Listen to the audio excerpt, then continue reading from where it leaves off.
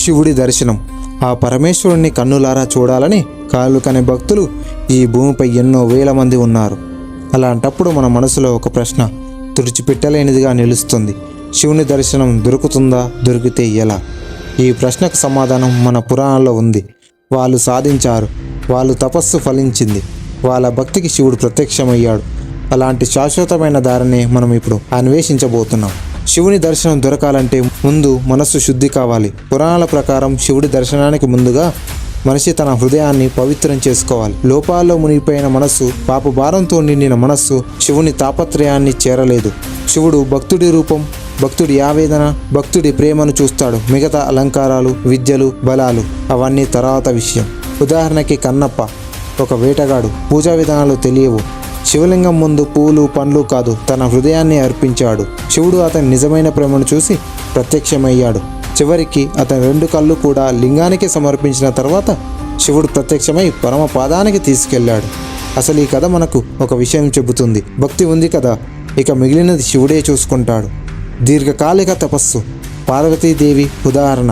శివపురాణంలో చెప్పబడిన అత్యంత పవిత్రమైన తపస్సు పార్వతీదేవి తపస్సు.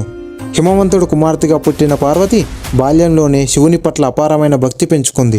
అరణ్యంలో నివసిస్తూ వేడి వానల మధ్య కూడా తపస్సు చేసి ఎడబాటు లేకుండా శివుని ధ్యానం చేసింది.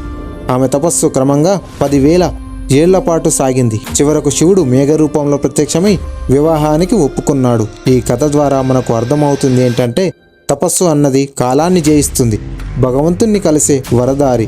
శివునిపై పూర్తి సమర్పణ. మార్కండేయుడి కథ మహాభాగవతంలో చెప్పబడిన గొప్ప కథ. మార్కండేయుడు చిన్న వయసులోనే శివుణ్ణి భజించేవాడు. అతనికి శాపంగా కేవలం 16 ఏళ్ల ఆయుష్ మాత్రమే ఉంది. అయితే అతడు తన చివరి రోజున శివలింగాన్ని ఆలింగనం చేసి శివుణ్ణి ధ్యానం చేస్తూ ఉండగా యముడు వచ్చాడు. మార్కండేయుడిపై పాశం వేసినప్పుడు శివుడు లింగం నుంచి భయంకర రూపంలో బయటకు వచ్చి యమధర్మరాజును నాశనం చేస్తాడు. తర్వాత మార్కండేయునికి చిరంజీవితత్వం ప్రసాదిస్తాడు. శివుణ్ణి హృదయపూర్వకంగా పిలిస్తే మృత్యువు కూడా ఆ భక్తుని దగ్గరికి రాలేదు. శివుని దర్శనానికి మార్గాలు పురాణాలు సూచించిన దారులివి. ఇప్పుడు మనం శివుని దర్శనానికి పురాణాలు సూచించిన 4 ముఖ్యమైన మార్గాలు తెలుసుకుందాం. 1. మంత్రజపం. శివనామ స్మరణ. ఓం నమః శివాయ పంచాక్షరి మంత్రం. ఈ మంత్ర జపం వల్ల మనకు చిత్తశుద్ధి కలుగుతుంది. శివుని అనుగ్రహాన్ని మార్గం వీలవుతుంది. ఓం త్రయంబకం యజామహే సుగంధిం పుష్టివర్ధనం ఉర్వారుకమివ బంధనాన్ మృత్యుర్ ముక్షీయమామృతాత్. ఈ మహా మృత్యుంజయ మంత్రం. ఈ మంత్రం భయాలు, వ్యాధులు, అపమృత్యువులను తొలగిస్తుంది. శివుడి శాంతిమయ స్వరూపాన్ని అనుభవించగలుగుతాం. 2. వ్రతాచరణ. శివునికి నిష్ఠతో పాటించే వ్రతాలు. మహాశివరాత్రి వ్రతం. ఈరోజు ఉపవాసంతో రాత్రంతా శివుని ధ్యానం చేస్తారు. ఇది అత్యున్నత ఫలితాన్నిస్తుంది. ప్రదోష వ్రతం. ప్రతి పౌర్ణమి, అమావాస్య ముందు వచ్చే ప్రదోషకాలంలో శివుడిని పూజిస్తే శాపాలు తొలగుతాయి. సోమవార వ్రతం. ప్రతి సోమవారంను ఉపవాసంతో గడిపి శివుణ్ణి పూజించడము పుణ్యఫలాన్ని ఇస్తుంది. 3. రుద్రాభిషేకం. శివలింగానికి అభిషేకము.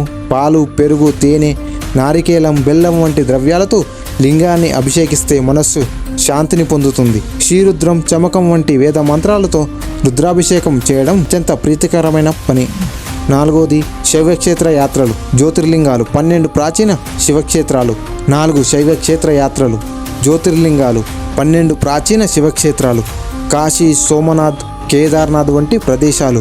పంచభూత లింగాలు. భూమి, జల, అగ్ని, వాయు, ఆకాశ తత్వాలను ప్రతిధ్వనించేవి. 6 రామాలయాలు. పంచరామాలు ఆంధ్రప్రదేశ్లోని ముఖ్యమైన శైవక్షేత్రాలు.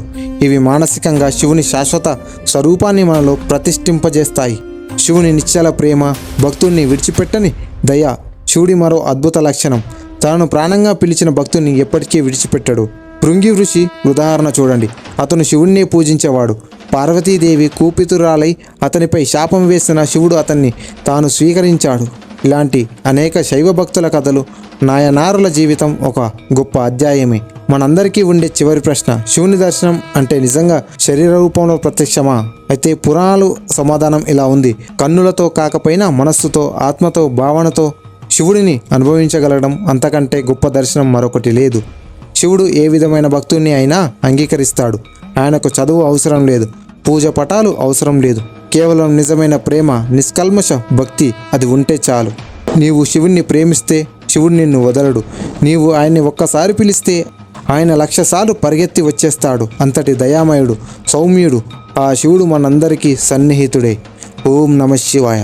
ఈ వీడియో మీకు నచ్చినట్లయితే లైక్ చేసి సబ్స్క్రైబ్ చేసుకోండి. ఓం నమః శివాయ అని కామెంట్ చేయండి. ఇంకో మంచి వీడియోతో మళ్ళీ కలుద్దాం.